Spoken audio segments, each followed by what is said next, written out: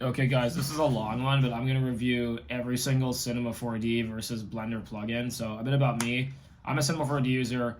All my friends who are using Blender are coming out with like really crazy visuals, and there's things I know we cannot do in Cinema 4D currently, and it's very frustrating to me. So I actually downloaded Blender, and I downloaded all the plugins, and I actually went through all of them, and I tried to figure out, like, should I switch to Blender to actually like access these plugins and stuff like that. So I'm going to go through, there's about 20 to 30 plugins here. You know what, I'll put this in the description in the video, just so you guys can have the text, because it's really long, and I don't want to put clips in the video, but I'll go through every single one here, and I'll let you know my thoughts. Okay, so Blender City Generator. Blender has a ton of city generators, and I'm very jealous of this, because they're like one click, and they have like castle generators, and like that stuff. Like Cinema 4D does not have an equivalent. I'm very frustrated with that. Florian Renner has something similar to it. It's not as good as the Blender one, so that's something Cinema 4D is lacking on. There's the lazy VFX VDB catalog. It's actually just a VDB catalog, and you actually still have to download all the data and stuff like that. It's really cool on the drag and drop. You still need to download all the files, but it's pretty similar to what Pixellab has for Cinema 4D. So, like, that's not enough of a reason for me to switch. Okay, Horde Creator. Cinema 4D doesn't have anything like this, and it's disappointing. But yeah, Blender has a thing where you can like create like a horde of zombies. Like maybe like X Particles can sort of do something like this, but we currently don't have one. So if you're a plugin developer for Cinema 4D, please develop some kind of crowd sim. There's one from Anima, but it's like $300 a year. I don't want to pay that. I'll happily pay an indie developer for something like a bit more janky. Procedural traffic. We don't have that for Cinema 4D. There's a plugin for it that's $250. Again, like there's not very many independent developers for Cinema 4D producing this type of stuff. Large scale procedural planet. Cinema 4D doesn't have that. Trash kit. Yeah, Blender literally has a plugin that just will just skew trash everywhere. That's kind of useful, I guess, but Cinema 4D doesn't have something like that. We have maybe Octane Scatter, not as quick and easy. The Crystal Kit. I tried the French Monkeys. This is okay. The Hero Building Generator. If you can get Florian Renner's City Kit and use Kitbash Japan, you can kind of simulate this. So again, not a reason to switch. Next Rain Simulator. We probably have something that simulates rain, but Blender just has these really fast plugins that's like plug and play, so I think that's really great. Roller Coaster Simulator. Cinema 4D has an older version. Blender has a new version again.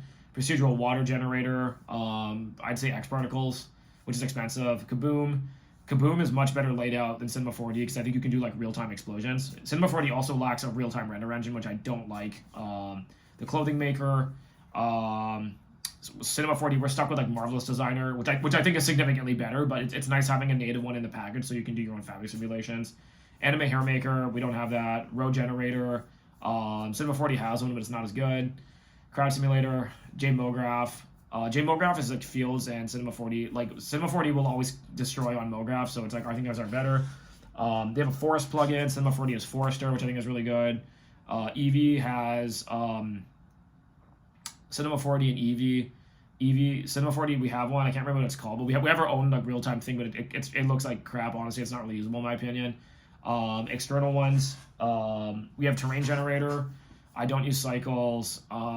X Particles, I actually like X Particles a lot because I really do think it's significantly easier to use because X Particles is already kind of tricky to learn how to use, and like the one in Blender is like even harder because it's all like just nodes at that point in time, and like I'm not really that smart, so it's like I will pay the kind of like noob tax to X Particles for me to be able to use it. Sculpting, Blender does have better sculpting, but I would rather use something like ZBrush, which Maxon also just bought. If you're sculpting everything in Blender like natively and you're a beginner, you don't have a ton of money, then like it's probably a better option, honestly. But like I don't know, like I'm on client deadlines. I need professional tools immediately. Like my clients do not care. Like I need it to get done. So like what I would say all in all is that like if you're really computer savvy and you started with Blender and you're not really planning to work in a major motion design studio at any time in your career and you're pretty quick with it, like Blender does have a lot more options.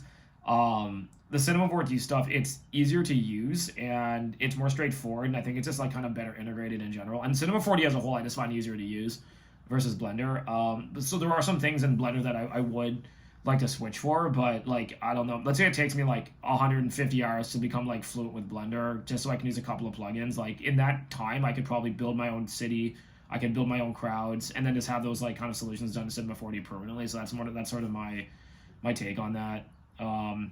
Yeah, if you guys have any questions, I'll put the information in the comments on the YouTube video just so you guys can see all the spelling and stuff like that, so you can go look them up yourselves. But this is sort of like my comment on it.